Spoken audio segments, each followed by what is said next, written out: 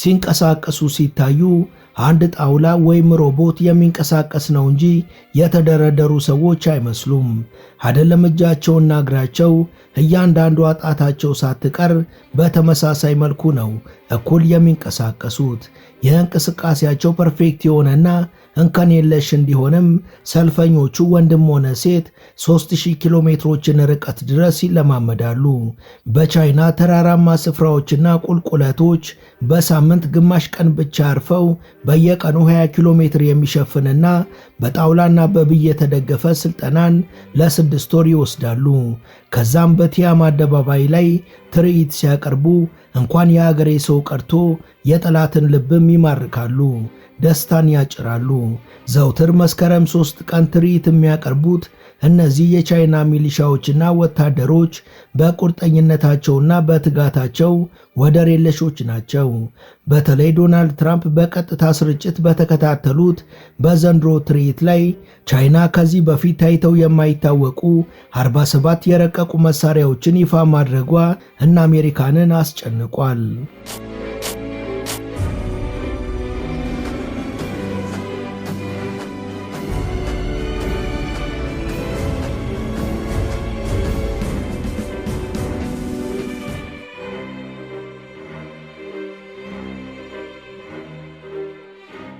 ሰላም ጤና ይስጥልን። በመላው ዓለም የምትገኙ ውድ የመሿለኪያ ቤተሰቦች በዛሬው መሰናዷችን በዓለማችን በማራኪነታቸው ቀዳሚ ስለሆኑትና ያለምንም ስህተት አስደማሚ ትርኢትን ስለሚያቀርቡት የቻይና የድል ቀን ሰልፈኞች እናወጋችኋለን።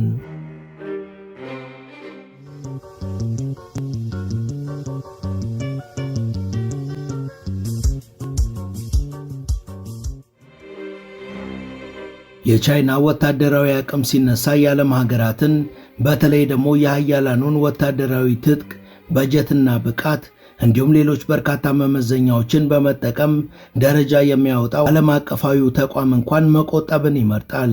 ይህ ተቋም የቻይና ወታደራዊ አቋምን ሲገመግም ሁሌም የሚገጥሙትን የመረጃ እጥረቶች በግልጽና የግምገማውን ውስንነት በማመን ቻይናን 3ኛ ደረጃ ላይ ያስቀምጣል።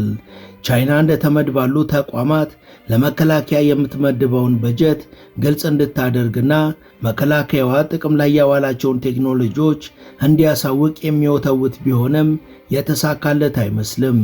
ይሁንና ቻይና ፖሊሲዋና የሪፐብሊኳን ምስረታ የሚዘክሩ ክብረ በዓላት በሚኖሩ ጊዜ ሰስታ አታውቅም። በቅርቡ 80ኛ ዓመት የቻይና ሕዝባዊ ሪፐብሊክ ምስረታን ለመዘከር በዝግጅት ላይ በነበረው ወታደራዊ ትርኢትም ዓለም ይህንኑ የተረዳ ሲሆን በጨረፍታም ቢሆን የቻይናን ወታደራዊ አቅም ለመገመት ተችሏል። ዛሬም ይህንኑ በብዛትና በጥራት እንዲሁም በዲሲፕሊን እንከን የማይወጣለትን የወታደራዊ ትርኢትና ስልጠናውን እንዳስሳለን።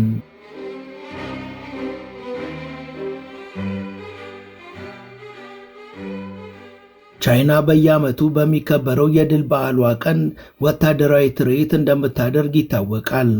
በ2025 በነበረው ወታደራዊ ትርኢት ላይ የተስተዋሉት የተለያዩ ወታደራዊ ብርጌድ አባላትና ብዛታቸውና ብቃታቸው እንዲሁም ወታደራዊ ቴክኖሎጂዎችና የታጠቋቸው መሳሪያዎች ዓለም አቀፍ ተንታኞች ከትርኢቱ ጀርባ ስላለው ሚስጥርና ማስተላለፍ ስለተፈለገው መልእክት ጨነቅ ጠበብ እንዳሉና ሰፋ ያሉ በትንታኔ የተደገፉ ፕሮግራሞችን እንዲያዘጋጁ አድርጓቸዋል። በ2025 በተደረገው የቻይና ወታደራዊ ትርኢት ላይ ለእይታ የበቁት ዘመናዊ የጦር መሳሪያዎች ቁጥራቸው 76 ሲሆን ከነዚህ ውስጥ 47 የሚሆኑት ከዚህ ቀደም ታይተው የማይታወቁ ሙሉ በሙሉ አዳዲስ መሳሪያዎች ነበሩ። ለዛም ነው ለወትሮም ወታደራዊ አቅምን በተመለከተ ሚስጥረኛ የሆነውና ዝምታን የሚመርጠው የቻይና መንግስት ሊያስተላልፍ የፈለገው አንዳች መልእክት አለ በማለት ምሁራን እንቆቅልሹን ወደ መፍታት የገቡት። ቻይና በየዓመቱ የምታሳያቸው ወታደራዊ ትርኢቶች በጥልቀት የታሰበባቸውና ረዘም ላለ ጊዜ እጅግ አታካች ስልጠና ውስጥ የሚያልፉ አባላት የሚሳተፉበት ነው። በትርኢቱ የሚቀርቡ መሳሪያዎችም ቢሆኑ እንዲሁ በጥንቃቄ የተመረጡ ናቸው።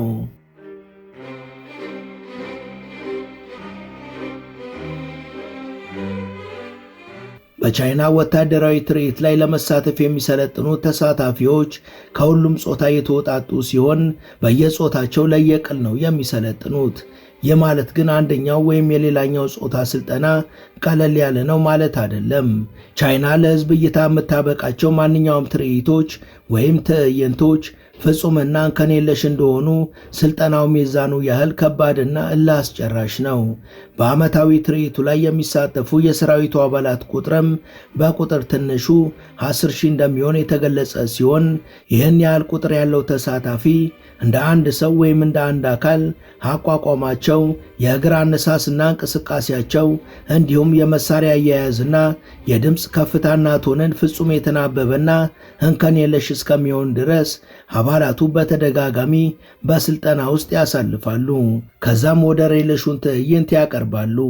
መስከረም 3 ቀን በየዓመቱ ለሚደረገው ወታደራዊ ትርኢት በተለይ በ2025 ለሚደረገው ትርኢት የነበረውን የሰው ኃይልና ወታደራዊ ዝግጅትን ለታዘበ ይህ ነገር ክብረ በዓልን ለመዘከር ነው ወይስ ለሌላ ጉዳይ ለማለት ይገደዳል።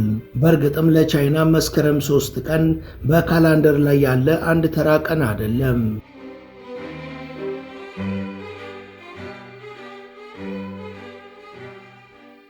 የሚሊተሪ ትርኢት ስልጠናው ለሴቶችም ሆነ ለወንዶች ክብደትና ጥልቀቱ ተመሳሳይ ሲሆን ከየትኛውም ጉዳይ በፊት ቅድሚያ የሚሰጠው ከእግር ጥፍር እስከ ጭንቅላት ያለው ቁመና ንቃትና ቁርጠኝነትን በሚያመለክት መልኩ የተስተካከለ ሆኖ እንዲገኝ ማድረግ ነው። ይህን ውጤት በተጨባጭ ለማምጣት ደግሞ በእግር መዳፍ የላይኛው ክፍልና በጉልበት መታጠፊያ ቀጥ ያሉ ቁሶችን በመጠቀም ለዝግጅቱ በሚመጥን መልኩ በተናበበ ሁኔታና ተፈላጊ የሆነውን የኮቴን ድምፅ ማሰማት እስኪችሉ ድረስ ይሰለጥናሉ። የትከሻ የአንገትና የአገጭ አቀማመጥም ተፈላጊ የሆነውን ቀጥ ያለ ቁመናን በማምጣት በትከሻና በአጥንት እንዲሁም በመንገጭላ መሃል ቀጥ ያለ ቀጭን ብረት ተሰጥቶት ስልጠናውን ያለንከን እንዲለማመዱ የሚደረግ ሲሆን በአፋቸው ውስጥም ከላይ ድቡልቡል ብይ የተቀመጠበት ልሙጥ ገል መሳይ ቁስ ይዘው በወታደራዊ እርምጃ መሬት እየደፈቁ እንዲንቀሳቀሱ ይደረጋል። ከዚህ በተጨማሪም ሲንበረከኩና ዕቃዎችን ሲቀባበሉም ያለ አንዳችን ከን ልክ እንደ ሮቦት ሁሉም አንድ አካል ሆነው ተግባሩን መፈጸም እስኪችሉ ድረስ ይፈጋሉ። ከዛም ብዙ ሆነው አንድ እስኪመስሉ ድረስ እያንዳንዷን ነገር በጥንቃቄ ይሰለጥናሉ።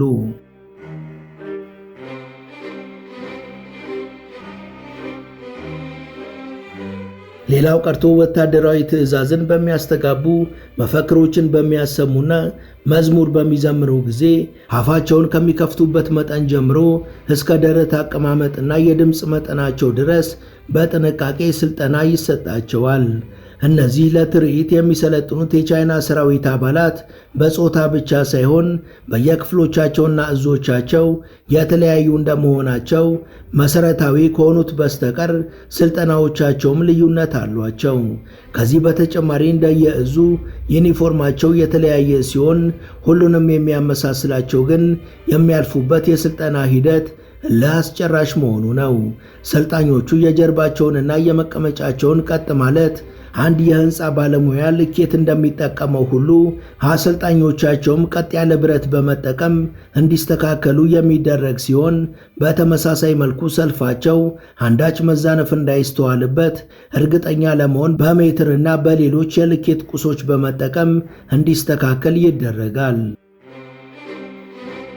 ሲጠበቅ የነበረው ብዙዎቻችሁ የጠየቃችሁት አዲሱ ሳይት ከ33% ቅናሽ ጋር ይዘንሎት መጥተናል። ቤተ መንግስት አቅራቢያ ባረፈው የብዙሃን ትዝታ የያዘው አዋሬ ሳይታችን በካሬ ከ69,000 ብር ጀምሮ ከባለ 1 እስከ ባለ 3 መኝታ ቤቶችን ከዝቅተኛ ወለል አማራጭ ጋር ይዘንሎት ቀርበናል። በተጨማሪም የዲፕሎማቶች መቀመጫ በሆነችው ሳር ቤት ከቫቲካን ኤምባሲ ወረድ ብሎ ከ5,300,000 ብር ጀምሮ ይዘንሎት መጥተናል። ታዲያ እርሶስ ምን ይጠብቃሉ? ውብና ዘመናዊ በሆነው ህንጻችን ላይ በኢትዮጵያ ብር ካለምንም አይነት የገንዘብ ጭማሪ እንዲሁም ከወለድ ነፃ አገልግሎት ጋር አቅርበንሎታል። ለበለጠ መረጃ ከታች ባለው ስልክ ይደውሉ። በወታደራዊ ትርኢቱ ላይ የሚሳተፉ አባላት ከባህር ኃይል፣ ከአየር ኃይል፣ ከአየር ወለድ፣ ከልዩ ኮማንዶ፣ ከምድር ጦርና ከሌሎችም የመከላከያው እዞች የተውጣጡ ሲሆን በመከላከያው የማርሽ ቡድን የታጀበ ትርኢትን ያሳያሉ።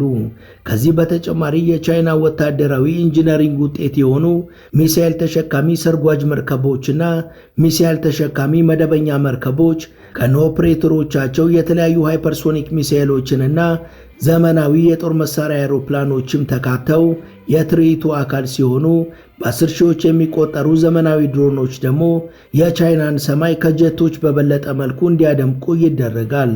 ይህን ሁሉ የሰው ኃይልና የመሳሪያ ኦፕሬተሮች በተሳካ መልኩ ለማሰልጠን ደግሞ ከሚመደበው ከፍተኛ ገንዘብ በተጨማሪ ሰልጣኞች ዝናቡ ወይም ሐሩር ሳይበግራቸው ላባቸው ተንጠፍጥፎ እስኪያልቅ ድረስ በወኔ ይወጡታል።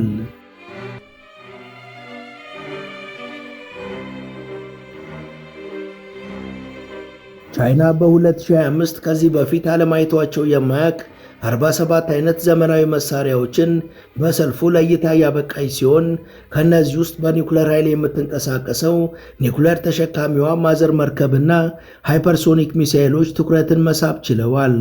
ሰልጣኞች እያንዳንዱ የእግር እንቅስቃሴያቸውና የእጅ ውዝዋዜያቸው ፍጹም እንከን የለሽና የቻይናን ሕዝባዊ ሰራዊት ዲሲፕሊንና ጥንካሬ ማሳያ በመሆኑ ስልጠናው ለወራት የሚከወን ነው።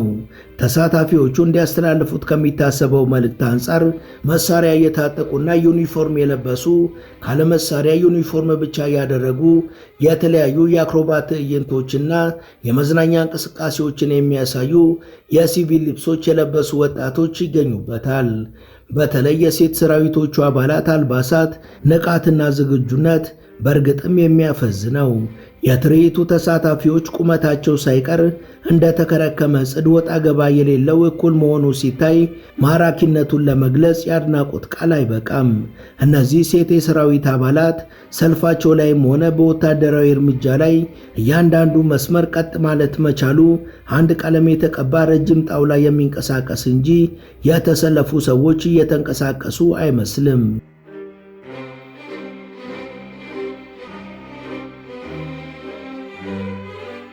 በተለይ ሬድ ዲታችመንት አርሚ የሚባሉትና ከመደበኛው ሰራዊት የተለየ መደብ ያላቸው ሴት የሚሊሻ አባላት ከውበታቸው በተጨማሪ ከመደበኛ የሰራዊቱ አባላት እርምጃ እኩል እንደ አንድ ሰው በተመልካቹ ፊት እንደ ጎርፍ ሲፈሱ አይን አያስነቅሉም።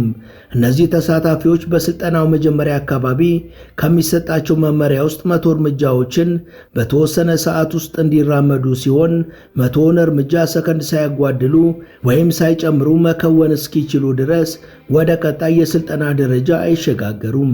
ያንን ካጠናቀቁ በኋላ ወደ ቀጣይ የስልጠና ክፍል ይሻገራሉ። ጠቅላላ የስልጠናው ጊዜ 6 ወር የሚፈጅ ሲሆን በዚህ ወቅት እያንዳንዱ አሰልጣኝ ቢያንስ 2 ቡትስ ጫማዋ ሶሉ ስለሚቀደድ ጫማ መቀየሯ አይቀርም።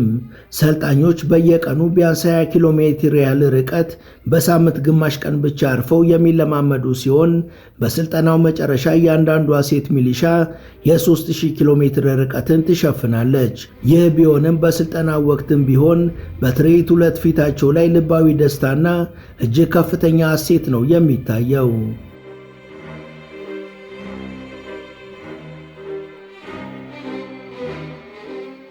እርግጥ ነው በተለይ በቤጂንግ ስልጠናው በሚከናወንበት ወቅት ሙቀቱ 50 ዲግሪ የሚደርስ በመሆኑ በሙቀት ተዝለፍልፈው የሚወድቁ ይኖራሉ።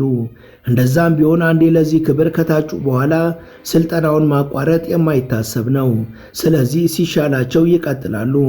ሚሊሻዎቹ በትርኢት ወቅት ፊትና ኋላ በ1.2 ሜትር ርቀት የሚለያዩ ሲሆን ከግራና ከቀኝ ጎን ለጎን ያሉት ደግሞ በ60 ሳንቲሜትር ርቀት ላይ ሆነው ይንቀሳቀሳሉ። ከዛም ለ128 ሜትር እግራቸውን ወደ ላይ እያጎኑ ከተራመዱ በኋላ ለ96 ሜትር ደግሞ መሬት እየደለቁ ይነጉዳሉ።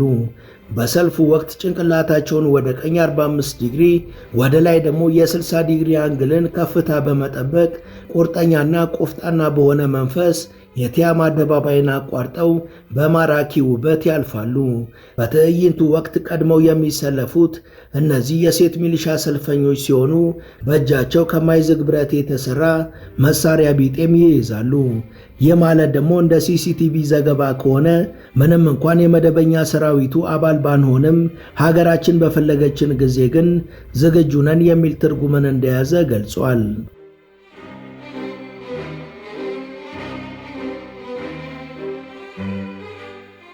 ሰልጣኞቹ በአንድም በሁለት እግራቸውም ለረጅም ጊዜ በመቆም ሲሰለጥኑ የሚቆዩ ሲሆን ያንን እንከን አልባ ሰልፍ እጅግ ቀላልና ጥረት የማይፈልግ አስመስለው ይከውኑታል።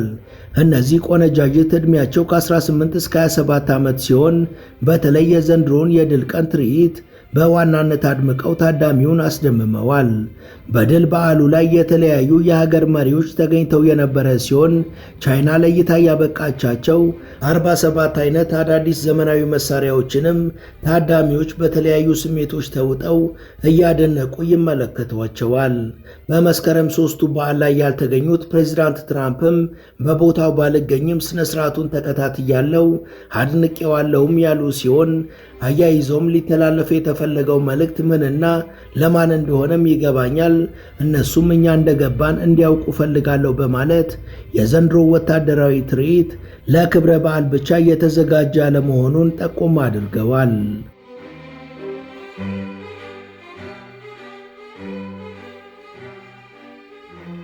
ወደ ቻናላችን ቤተሰቦች ለዛሬ ያሰናዳንላችሁ ይህን ይመስል ነበር።